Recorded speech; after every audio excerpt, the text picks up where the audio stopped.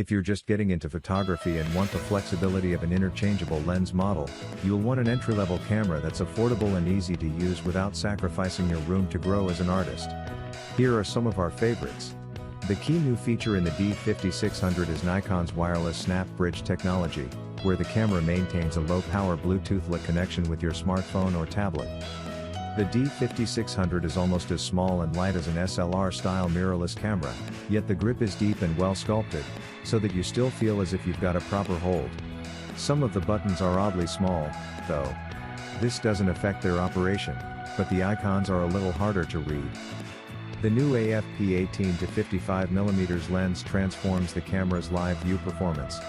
It's still not as fast as a mirrorless camera, but the speed and responsiveness of the live view autofocus is certainly unexpected, and it works really well with the screen's touch control. You can just tap an object in the scene, and the camera will focus on that object and take a picture in a single action. The D5600's autofocus, white balance and exposure systems worked well. Most of the time you can leave the camera to work out the correct settings and it'll do it reliably. The camera's fine detail rendition is especially good and, unlike a lot of kit lenses, the new AFP 18 to 55mm holds its sharpness right to the edges of the frame, and at longer zoom settings, too.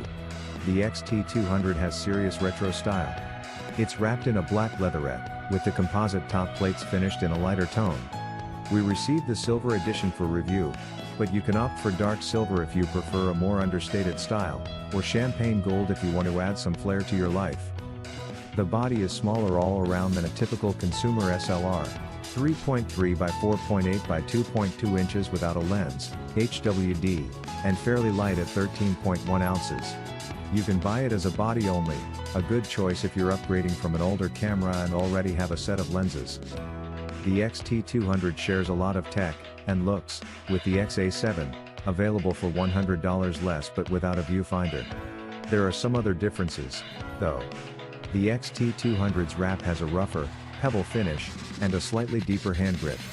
The overall feel is a little more premium, and gives more confidence if you plan on pairing it with a telephoto lens. There's a built-in flash, as well as a hot shoe for an external strobe or wireless trigger. The switch to pop the flash open is at the left, nested below a customizable control dial. The dial can serve any number of functions.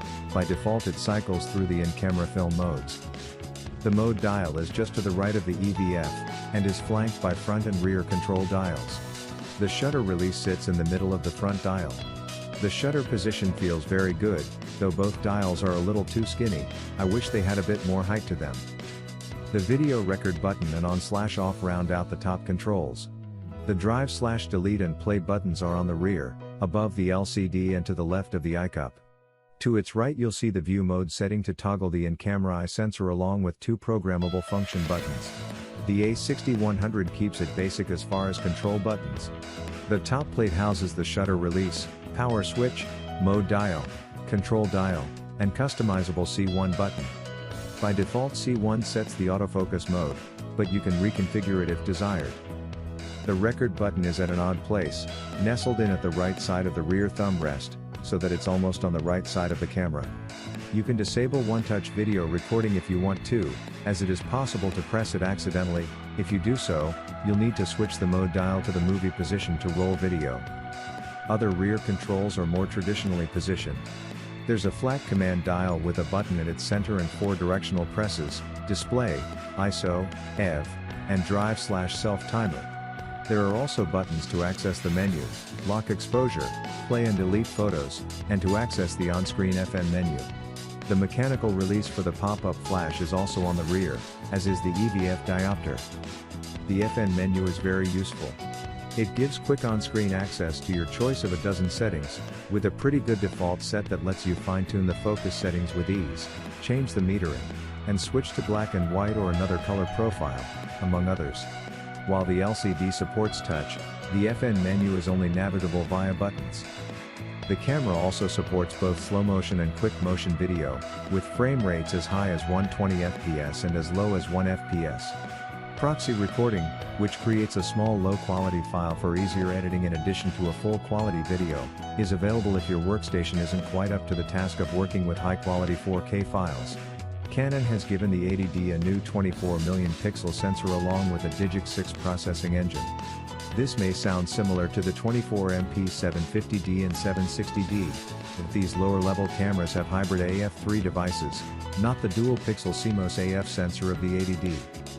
The 80D's sensor and processor combination brings a native sensitivity range of ISO 100 to 16,000, and a maximum expansion value of ISO 25,600.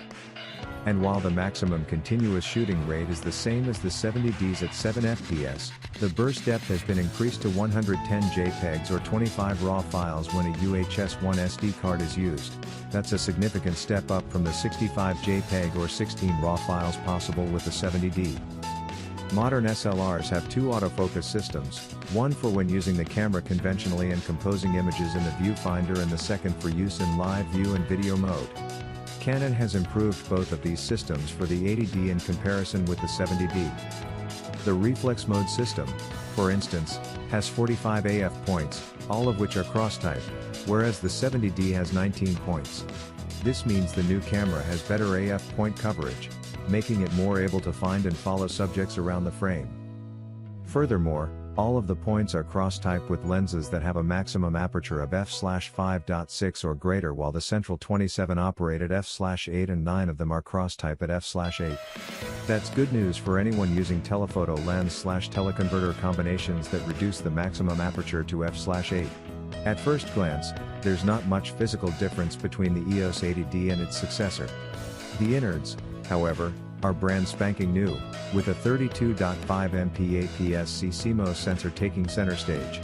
Historically, the sensor resolution of most APS-C cameras has topped out at about 24MP, meaning the 90D offers the highest resolution found in the crop sensor class of cameras.